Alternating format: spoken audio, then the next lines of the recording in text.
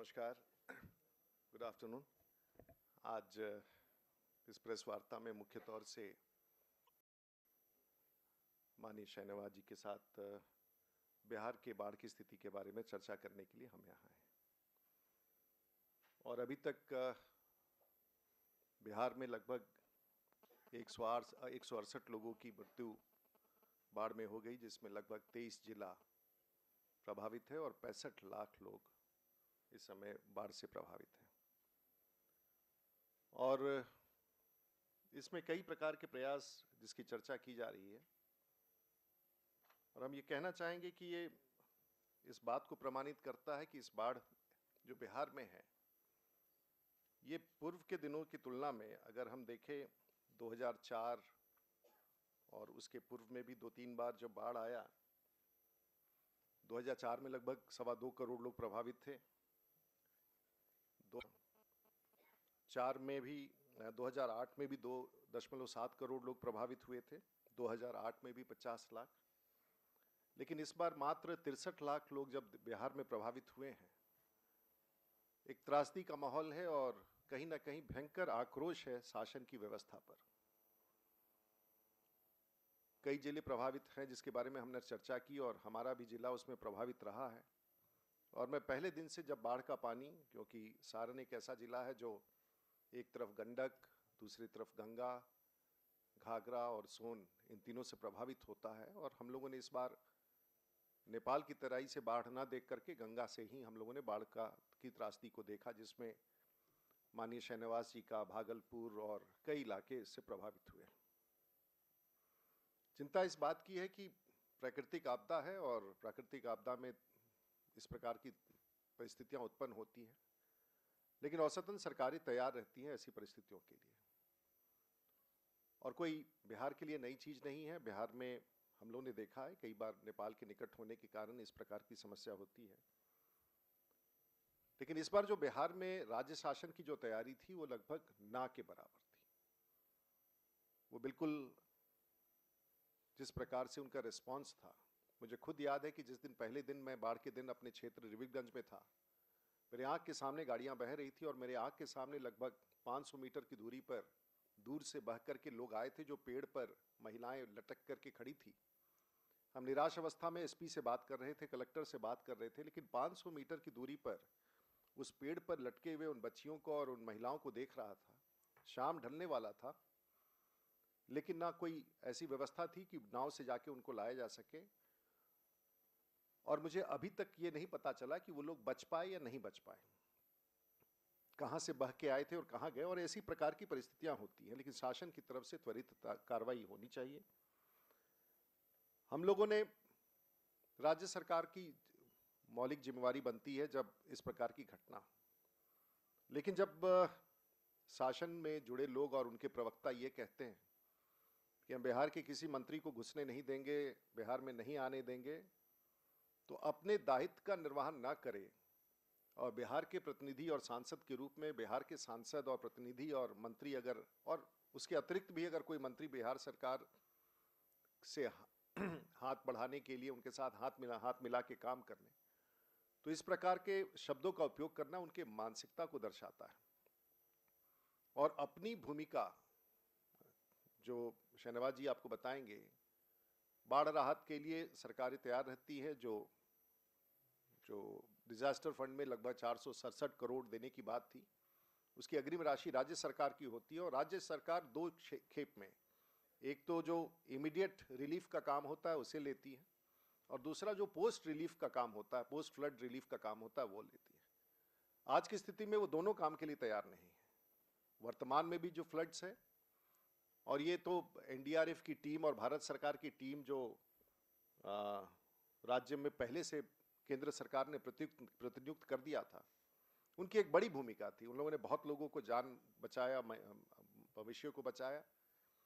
और अगर उस प्रकार की तैयारी केंद्र सरकार के समर्थन का ना होता, ना जाने बिहार में और क्या हो गया होता।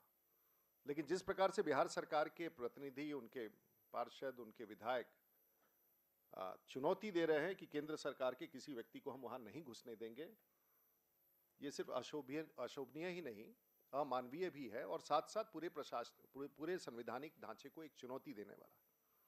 हम ये कहना चाहेंगे केंद्र की सरकार पूरी तौर से तैयार है। अगर उनके राज्य शासन या जिला शासन इसकी तैयारी नहीं करते हैं तो वो उनकी बड़ी कमी है। पूरे बिहार में आज अगर बेनिफिट भी दिया जाना है तो सामान्य रूप से जो हम 20,000 मीट्रिक टन फूड ग्रेन का आवंटन अविलंब रामविलास जी ने किया जैसे ही राज्य सरकार से मांग आया, और उतना ही नहीं, जो डायरेक्ट ट्रांसफर होना है, आज बिहार में 11 करोड़ लोगों में से मात्र 4 करोड़ लोगों के पास 4 करोड़ लोग अभी वंचित हैं आधार कार्ड से। वैसे परिस्थिति में जो पिल्फरेज है, और अभी जो मैं देख रहा हूं कि जहां जहां पानी उतरा है, मैंने सूची मंगाई है, जिला में दवा का बहुत बड़ा अभाव है, सांप काटने से लोग मर रहे हैं, पशु मर रहे हैं, चारा का अभाव है। तो एक प्रकार से बिहार तो ऐसे ही अस्त व्यस्त इन लोगों के राजनीतिक हालात में है। और सबसे बड़ी कठिनाई और कष्ट तब होता है जब वहां से जुड़े, बिहार में एक मुख्यमंत्री नहीं है, बिहार में 2 मुख्यमंत्री हैं, और जब दूसरे मुख्यमंत्री कहते हैं कि गंगा मैया आपके घर तक आ गई है, और बाढ़ में गंगा मैया आपके दरवाजे में और आपके आंगन में और आपके चौके में आ गई है, तो शायद इतना बड़ा अपमान और इस त्रासदी में इस प्रकार का शब्दों का उपयोग करना, इस प्रकार से मजाक करना, मैं समझता हूं कि इंसानियत के साथ साथ पूरे राजनीतिक व्यवस्था पर एक बड़ा चोट है। ऐसे लोग जिनके ऊपर जिम्मेवारी दी जाती है शासन के लिए, जिनके पुत्र शासन में और उनके पूरे परिवार और खानदान के लोग और पूरे बिहार के लोगों ने ऐसे लोगों को सत्ता में बैठाया है, जब इस प्रकार का शब्दों का उपयोग हो तो ये सिर्फ बड़ा दुर्भाग्य भी है और बिहार के लिए तो त्रासदी है ही है। लेकिन लोकतंत्र में उनको ताकत मिली है, उनको बड़ा ताकत मिला है कि वो इस सरकार को चलाएं। लेकिन बहुत सारे सवालों के उत्तर नीतीश कुमार को और उनके बड़े मुख्यमंत्री लालू यादव को देना होगा, जो 60 गार्ड से सरकार में इस त्रासदी के कारण बने हुए हैं। हम चिंतित हैं और केंद्र की सरकार हर तरीके से 22 तारीख को गृहमंत्री से ने सभी राज्यों के मुख्यमंत्री से बात किया, जिसमें बिहार, उत्तर प्रदेश और उत्तराखंड और राजस्थान की सरकार से बात की। 23 तारीख को देश के प्रधानमंत्री जी के साथ बिहार के मुख्यमंत्री जी की मुलाकात हुई, क्योंकि अपनी तैयारी ना हो तो आप मांगेंगे क्या, अपनी तैयारी ना हो तो अपने प्रस्ताव क्या होंगे। लेकिन हर चीज को राजनीति से जोड़ करके अपनी स्थिति में दर्शाना, तो बिहार की स्थिति बड़ी कठिन है। अभी जिस प्रकार से लोग वहां प्रभावित हैं, ये चिंता का विषय है, और राज्य शासन पूरी तरह से इस बार के बाढ़ में विफल रही है। इससे ज्यादा भीषण और बाढ़ आते रहा है, लेकिन जो आज जो स्थिति है वो भयावह है, और बाढ़ के पानी उतरने के बाद की तैयारी नहीं दिख रही है। हम अपनी तरफ से, हमारे सांसद जिन लोगों के क्षेत्र में बाढ़ से प्रभावित है, मैं भी अपने यहाँ सांसद यहाँ से जाकर के बिहार में सरकार नहीं बन सकते हैं। भारत सरकार के मंत्री बिहार में जाके अपने संसदीय क्षेत्र में सरकार नहीं बन जा सकते हैं। जो दायित्व सरकार का है, राज्य सरकार का, उससे हाथ में हाथ मिला करके हम काम कर सकते हैं। उन करोड़ों कार्यकर्ताओं को जो भारतीय जनता पार्टी का और जो समूह है, अपने दरवाजे पर खाना बनवा कर, खिचड़ी पकवा करके, चूड़ा दही मंगवा करके, चूड़ा गुड़ मंगवा करके लोगों की सेवा की है। मैं वैसे करोड़ों कार्यकर्ताओं को और भारतीय जनता पार्टी कार्यकर्ताओं को बधाई देता हूं। साथ साथ उन लोगों ने इस बिहार में सेवा के काम में बयानों की ज़रूरत नहीं है, केंद्र से पूर्ण सहयोग है। लेकिन सिर्फ 2-4 कैंप खोलने से काम नहीं चलेगा। हम लोगों ने खुद देखा है, रूडी जी घूम के आए हैं, हमारे सारे जो सांसद हैं गंगा के तट के वो घूम के आए। मैं कल तक भागलपुर में था। आज एक बच्चे की डूबने से मौत हो गई है। उस साइट पर मैंने जाकर कहा था कि यहाँ नाव उपलब्ध करा दीजिए। 8-8 फीट पानी है, और जो व्यवस्था होनी चाहिए, इलाज की व्यवस्था होनी चाहिए थी, जो सांप काटने से कई लोग मर रहे हैं उसकी कोई व्यवस्था नहीं है। इसलिए भारतीय जनता पार्टी इस पर केंद्र का भी आभार व्यक्त करती है। राज्य सरकार भी थोड़ी तेजी से, राजनीति करना हो तो बाद में कर ले, इस प्राकृतिक आपदा के समय में राजनीति करने की ज़रूरत नहीं है, बल्कि मिलकर काम करने की ज़रूरत है, जो प्रधानमंत्री जी की सोच है। हम लोग जब गृह मंत्री जी से मिले थे, उन्होंने कहा हम पूर्ण सहयोग कर रहे हैं, और जितनी ज़रूरत होगी आकलन के बाद राज्य सरकार जो भी सहयोग मांगेगी वो केंद्र पूरी तरह देने को तैयार है। सवाल हो तो।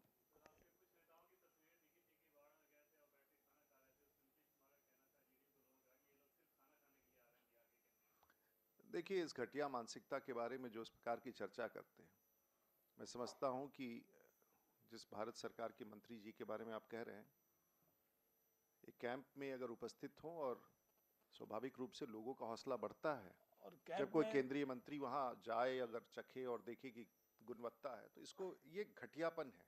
कैंप में हम भी गए थे तो लोग कहने लगे कि देखिए दाल कितना खराब है, जरा चख कर देखिए। हमने कहा नहीं नहीं, आप अधिकारी को कहा कि नहीं अच्छा बनाओ। अब सोच देखिए कि केंद्रीय मंत्री जहाज से यहाँ से गए और फिर वहाँ कैंप में गए और वो खाना खाना चाहते हैं। इस तरह की बात करना आप समझिए कितना बड़ा मजाक है। इस तरह की राजनीति जदयू के लोगों को इतने निचले स्तर पर आकर नहीं करनी चाहिए। और बाढ़ घूमने अगर मुख्यमंत्री जी गए तो फूड पैकेट तो लेकर गए होंगे, और अगर वहाँ पर वो जाकर रुके तो क्या वहाँ तो भोजन उन्होंने किया ही नहीं होगा, सर्किट हाउस में किया होगा। अगर केंद्रीय मंत्री कैंप में गए और लोगों ने कहा कि इसको चख लीजिए, उस पर भी राजनीति हो रही है।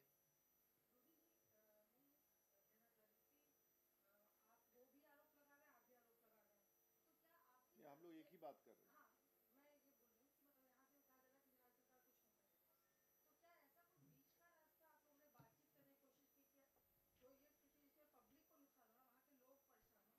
देखिए, इसमें कोई कोई कोई ऐसा भूमि विवाद नहीं है। ये राहत में विवाद किस प्रकार का, राज्य शासन की जिम्मेवारी है कि राहत का काम करे, हम उनके साथ खड़े होकर उस काम को पूरा कराएं। जो फेडरल सिस्टम में व्यवस्था है, राज्य सरकारों का पूरा दायित्व है कि वो उसके लिए तैयारी करें, और हमारा तो ये आरोप है कि जो उनकी जिम्मेवारी है उसका निर्वहन नहीं कर रहे हैं। इसमें विवाद का नहीं है। जो आपको करना चाहिए, जिसकी तैयारी करनी चाहिए, जितनी व्यवस्था रखनी चाहिए, डॉक्टर आपके अधीन है, बीडीओ आपके अधीन है, दरोगा आपके अधीन है, जिलाधिकारी आपके अधीन है, डीडीसी आपके अधीन है, पूरा तंत्र आपके पास है, पूरा राज्य शासन आपके पास है। मुझे नावों की व्यवस्था करना है तो केंद्र की सरकार यहाँ से नावें नहीं भेज, एनडीआरएफ की टीम अपनी बोट्स लेके जाएंगे। हमारे यहाँ नाव लगे हुए थे, लेकिन नाविक इसलिए तैयार नहीं थे कि राज्य सरकार ने ना उनसे आग्रह किया था, ना ही उन पिछले बकाए इतने बाकी हैं कि नाविक भी कहते हैं कि हम अपने बच्चों को छोड़ करके बाढ़ में आते हैं और 6-6 महीने तक इन नाविकों को पैसा नहीं मिलता है। आखिर ये व्यवस्था का विषय है, इसलिए इसमें कहीं कोई आपसी बातचीत का नहीं। हमारा तो यही आग्रह है कि गरीब परेशान है, इसमें सब परेशान है, सिर्फ गरीब ही नहीं। बाढ़ का पानी ये नहीं सोच के घूमता है, प्रवेश करता है कौन गरीब है और कौन अमीर है। उसमें मवेशी भी उसी तरह से प्रभावित है जिस तरह से इंसान है, और उसके लिए जो व्यवस्था है, और खास करके उस उम्मस में जहाँ चारों तरफ से पानी भरा हो, दिन में धूप निकला हो, जो उम्मस है, जो बीमारी है, शौच की व्यवस्था नहीं होती है, हर तरीके से वो व्यक्ति वहाँ मरता रहता है। उसमें आप अधिक से अधिक आप पानी जाके आप अधिक से अधिक एक नाव पर दवा और खाने का पैकेट पहुंचाने के अलावा कोई अगर ऐसी स्थिति में डूबने की स्थिति, इसके अलावा और अभी क्या कोई मांग रहा है? अभी तो सिर्फ पेट भरने के लिए भोजन मांग रहा है, पानी मांग रहा है पीने के लिए, और दवा मांग रहा है। अगर एक शासन, बिहार की शासन खाना, पानी और दवा तक नहीं पहुंचा सकती, तो आखिर इस पूरे बहुमत और इस बड़ी सरकार का क्या मतलब है?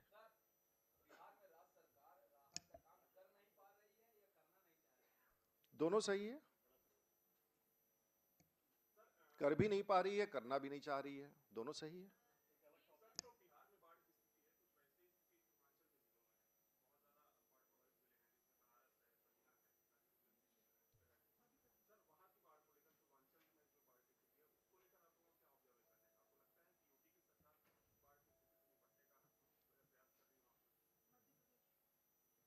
देखिए, कहीं से हमें तो तब आपत्ति होती है, ये कोई राजनीति का विषय नहीं है कि कहीं से जब लोगों का आक्रोश होता है, लोग जिला शासन के खिलाफ नारे लगाते हैं, सड़कों पर उतर के कहते हैं कि हमारे बच्चे मर रहे हैं, तो स्वाभाविक है भारतीय जनता पार्टी चाहे किसी प्रांत में हो या देश में हो या सरकार हो, इस विषय बिहार में इसकी चर्चा कि वहां अव्यवस्था पूर्णतः है। राजनीति में आपसी गुटबंदी के कारण बिहार की शासन आज वन अपमैनशिप के दौर से गुजर रहा है, और उसमें हम बड़े और हम अच्छे और हमारा शासन अच्छा और हमारे लोग अच्छे, हमारे जिलाधिकारी चुने हुए वो अच्छा, इस प्रतिस्पर्धा में बिहार की जनता मर रही है।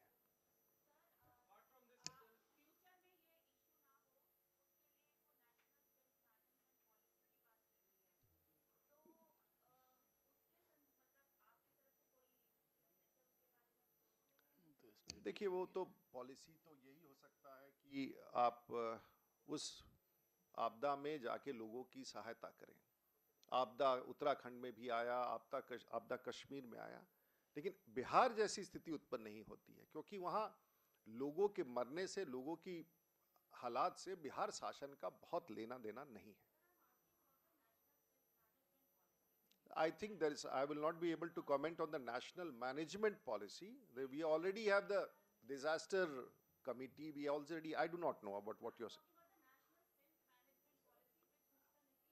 नहीं, उन्होंने जो जी अब देखिए, उन्होंने एक नया विषय बाढ़ के वक्त में आकर बिना वैज्ञानिक अध्ययन के अपने तौर पर एक विचार दे दिए हैं कि हाँ, आप जवाब ले लें आप इसका। जी, उन्होंने एक विचार दे दिए हैं आकर, वो बाढ़ की चर्चा करने की जगह फड़क्का की चर्चा करके यहाँ पर गए और उसमें राय बननी है। और अभी तक ऐसी कोई स्टडी नहीं आई है कि किसी बैरेज बनने से वहाँ पर ये कठिनाई पैदा हुई है, तो उसका वैज्ञानिक अध्ययन होगा, ये प्रधानमंत्री जी ने कहा है।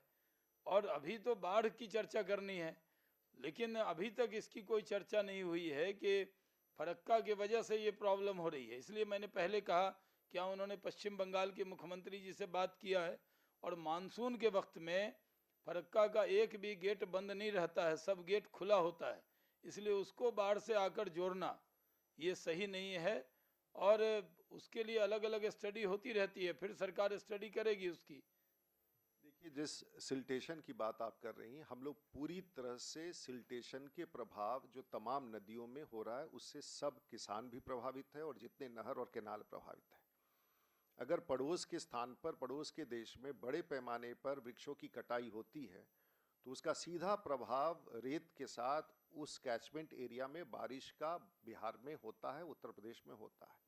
हम लोग गंडक में उस धार में जिस प्रकार से रेत का प्रवाह है जो अंतोगत्वा आकर गंगा में मिलता है, ये सब बड़े विषय हैं और सिर्फ एक राष्ट्र के बीच का नहीं है, पड़ोसी राष्ट्रों से भी जुड़ा हुआ है। इसलिए इस पर इस क्षण टिप्पणी करना ये अनुसंधान का विषय है, ये आपसी प्रयासों का विषय है, ये प्लांटेशन का विषय है, मैनेजमेंट का विषय है, वाटर मैनेजमेंट का विषय, एक बड़ा विषय है और भारत की सरकार इसके लिए पूरी तौर से इस विषय को समझती है।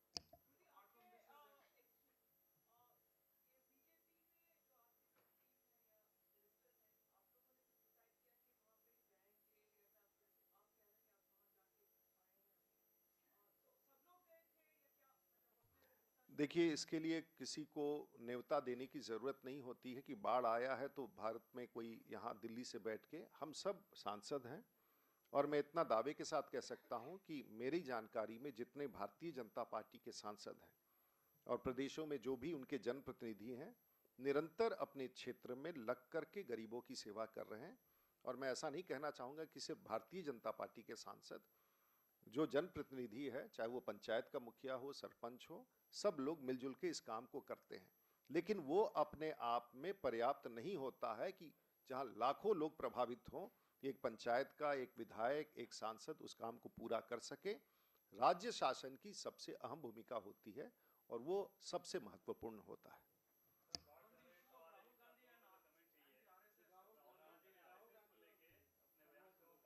धन्यवाद जी। देखिए, पूरी तरह से कंफ्यूज हैं राहुल गांधी, कभी कुछ बोलते हैं, कभी पलट जाते हैं। पूरी पार्टी उनकी राष्ट्रीय स्वयंसेवक संघ को राहुल गांधी और कांग्रेस पार्टी के सर्टिफिकेट की ज़रूरत नहीं है। जिस तरह की बयानबाजी वो कर रहे हैं उससे वो 44 से 4 पे पहुंच जाएंगे, क्योंकि इस मुल्क से मोहब्बत करने वालों पर हमला करना ये कांग्रेस की पुरानी आदत बन गई है। राष्ट्रीय स्वयंसेवक संघ इस देश के लिए काम करने वाला संगठन है और कांग्रेस के कई नेता जो बहुत ताकतवर होते थे, उन्होंने भी कई बार इस तरह के आरोप लगाए हैं और उसको देश की जनता ने खारिज किया है। इसलिए राजनीति के तहत वो इस तरह का बयान दे रहे हैं और उनके बयानों से उनकी पार्टी और उनकी साख को खुद ही धक्का लग रहा है।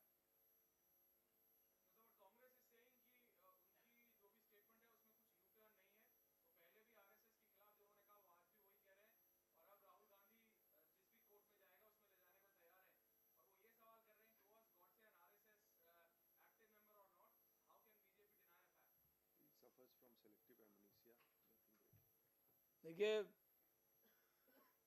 ये पूरी तरह से राहुल गांधी का ये बयान कि वो यू टर्न नहीं कर रहे हैं, वो साफ दिख रहा है कि वो सिर्फ कांग्रेस पार्टी और अपनी हालत का जिम्मेदार किसी राष्ट्रवादी संगठन को मानते हैं, इसलिए उस पर ज़्यादा हमले कर रहे हैं। पूरा देश जानता है कि इस मुल्क के लोगों की खिदमत में लगा है राष्ट्रीय स्वयंसेवक संघ, और एक नहीं अनेक बार कांग्रेस के कई नेता ने इस तरह के आरोप गढ़े और उसको देश की जनता ने खारिज किया है। कोई ज़रूरत नहीं है उनके इस बयान पर चर्चा करने की कि वो कब क्या बोलते हैं। 2 बार यू टर्न उन्होंने किया है और फिर एक दिन ज़रूर वो इस पर माफ़ी मांगेंगे, क्योंकि राष्ट्रीय स्वयंसेवक संघ के बारे में देश के लोगों की राय है और कांग्रेस की जो आज हालत हुई है उनके इसी तरह की गलतियों की वजह से आज कांग्रेस इस हालत में पहुंची है और इसका भारी नुकसान उनको आगे भी होने वाला है। Mr. Rahul Gandhi suffers from amnesia, so it's nothing very surprising. Let the court decide what it thinks about it.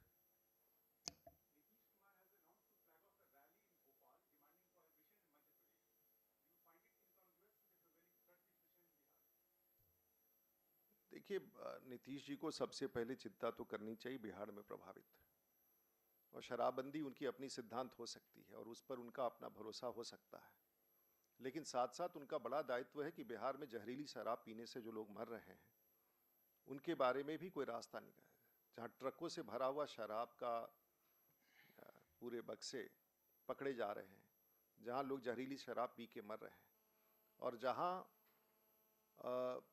जिस प्रकार से उनकी व्यवस्था चल रही है, तो वो अपना सिद्धांत लेकर चले और जिस राज्य में जाके अपना सिद्धांत, लेकिन अपने राज्य के में उस सिद्धांत को लागू करने में कम से कम लोगों का और गरीबों का जीवन सुरक्षित बनाएं, अपने शासन को जिम्मेवार बनाएं, और साथ साथ जहरीली शराब से मरने वालों की संख्या जो बिहार में निरंतर बढ़ रही है उसके प्रति भी जवाबदेह हो, ऐसा हमारा मानना है।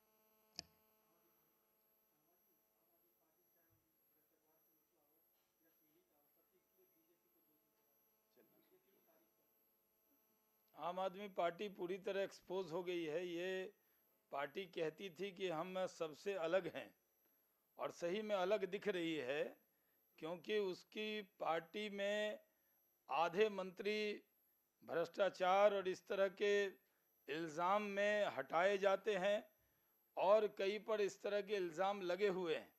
इसलिए वो काठ की हांडी है, दिल्ली में एक बार चढ़ गई, आइंदा उसका कोई भविष्य नहीं है। पूरी तरह आम आदमी पार्टी एक्सपोज हो गई है कि उसमें किस तरह के लोग हैं और वो किस तरह का व्यवहार कर रहे हैं। अब राजनीति में ऊंची ऊंची बातें करना उनको छोड़ देना चाहिए, क्योंकि दूसरे लोग नहीं, उनके खुद के नेता के वजह से आज वो पार्टी इस हालत में पहुंची।